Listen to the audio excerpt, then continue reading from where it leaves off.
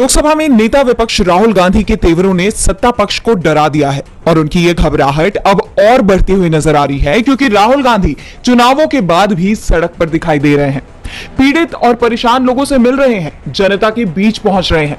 उनकी यात्रा लगातार जारी है। रविवार को राहुल गांधी ने यूपी में हाथरस की घटना को लेकर मुख्यमंत्री योगी आदित्यनाथ को चिट्ठी लिखी है। राहुल गांधी ने मामले में गहन जांच की मांग करते हुए कहा कि ऐसा करने से पीड़ित परिवारों को न्याय तो मिलेगा ही और साथ ही कानून व्यवस्था के प्रति विश्वास भी स्थापित होगा। साथ ही राहुल ने योगी सरकार को मामले में कांग्रेस के पूरे सहयोग का भी आश्वासन दिया है। बता दें कि इससे पहले राहुल ने पीड़ितों से खुद भी जाकर मुलाकात की थी। इसके अलावा राहुल ने आज लोको पायलट्स के साथ अपनी मुलाकात का एक वीडियो शेयर करते हुए ट्वीट किया। नरेंद्र मोदी की सरकार में लोको पायलट्स की जीवन की रेल पूरी तरह से पटरी से उतर चुकी है। इंडिया लोको पायलट्स के अधिकारों और वर्किंग कंडीशंस को बेहतर किए जाने के लिए संसद तक आवाज उठाएगा। जनता से मुलाकात के सफर में राहुल गांधी ने बीते दिन गुजरात में मोरबी पुल की घटना में पीड़ितों से भी मुलाकात की, तो वहीं अहमदाबाद में पार्टी कार्यालय पर हुई तोड़फोड़ के बाद कार्यकर्ताओं से मिलकर उनका भी हौसला बढ़ाया और अब राहुल पूर्वोत्तर के दौरे पर जा रहे हैं। सोमवार को कांग्रेस सांसद पहले असम जाएंगे, वहां बाढ़ पीड़ितों से मुलाकात करेंगे। असम में भारी बारिश के चलते आई बाढ़ से 58 लोगों की जान चली गई, तो सैकड़ों घर जलमग्न हो गए।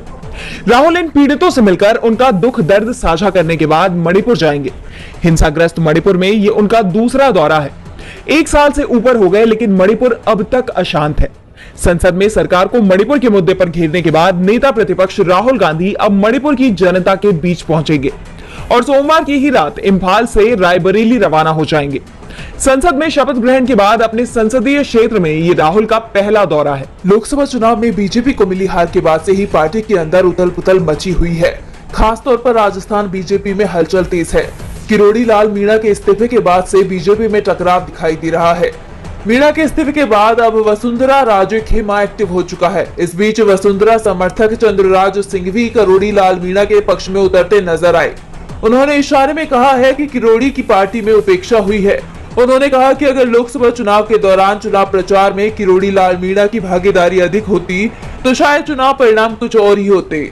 सिंघवी के इस बयान के बाद बड़े सियासी संकेत देखने को मिल रहे हैं। दरअसल लोकसभा चुनाव में किरोड़ी लाल के साथ वसुंधरा राजे सिंधिया की भूमिका भी बेहद सीमित रही थी। वो सिर्फ झालावाड़ लोकसभा सीट पर ही चुनाव प्रचार करती रही हैं, जहां से उनके बेटे दुष्यंत सिंह चुनाव लड़ रहे थे और अब राज्य समर्थक किरोड़ी लाल के सहारे अपनी ही सरकार को दबाव में लाने की कोशिश में जुट गए हैं। राज्य समर्थक अब भजनलाल शर्मा पर इस्तीफे का दबाव डाल रहे हैं। सिंघवी ने कहा है कि किरोड़ी लाल मीणा ने अपने क्षेत्र में पार्टी की हार की नैतिक जिम्मेदारी ली, इस्तीफा दे दिया।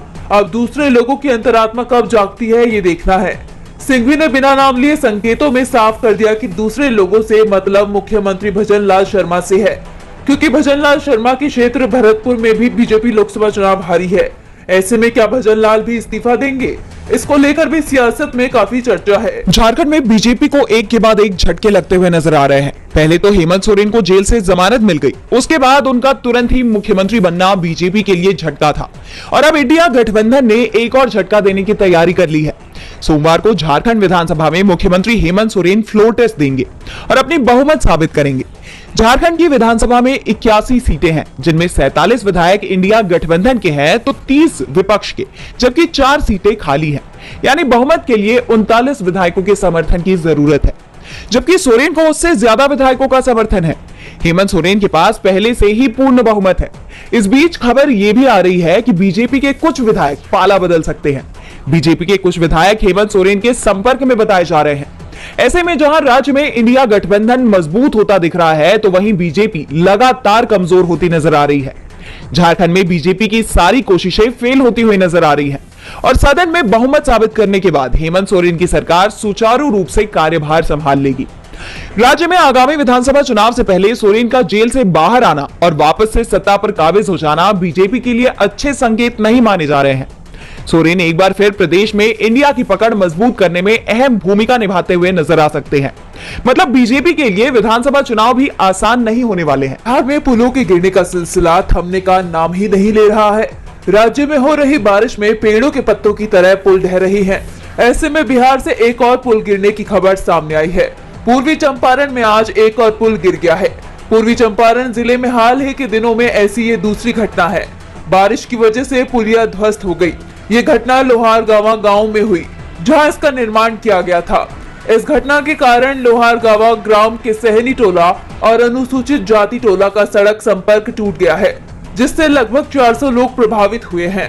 इस पुल का निर्माण 4 साल पहले ही हुआ था, जिसको लेकर आरजेडी नेता तेजस्वी यादव ने सरकार पर हमला बोला है। तेजस्वी ने ट्वीट कर लिखा, बिहार के पूर्वी चंपारण में आज फिर एक पुल और गिरा। सरकार थोड़ी गिरी है जो खबर बनेगी। बीते 19 दिनों में ये 13वां भ्रष्टाचारी पुल गिरा है। पुलिया, सड़क और बांध टूटने एवं धंसने के तो मामले अनगिनत हैं। बिहार में लगातार गिर रहे पुलों को लेकर प्रशासन पर सवाल खड़े हो रहे हैं। विपक्ष लगातार सरकार पर हमलावर है। बता दें कि बिहार में बीते 20 दिनों के अंदर 13 पुल ध्वस्त हो चुके हैं। सरकार ने इस मामले में अब तक 17 इंजीनियरों को निलंबित भी कर दिया है। इस तरह की घटनाएं राज्य में बुनियादी ढांचे की गुणवत्ता पर सवाल खड़ा करती है। हरियाणा में 3 महीने बाद विधानसभा के चुनाव होने हैं। राज्य में कांग्रेस का जोश हाई दिखाई दे रहा है। हाल ही में लोकसभा चुनाव में कांग्रेस ने बीजेपी से 5 सीटें छीन ली थी। वोट शेयर के मामले में भी इंडिया गठबंधन बीजेपी पर भारी पड़ा था। हार के डर से ही बीजेपी ने मनोहर लाल खट्टर को सीएम पद से हटाकर नायब सिंह सैनी को सीएम बनाया था। लेकिन बीजेपी की कोई भी रणनीति काम करती दिखाई नहीं दे रही। लेकिन अब बीजेपी ने अपने सहयोगी संगठनों के सहारे बड़ा दांव खेलने की तैयारी शुरू कर दी है। नूह में हिंदू संगठनों ने एक बार फिर ब्रजमंडल जलाभिषेक शोभा यात्रा निकालने का ऐलान कर दिया है।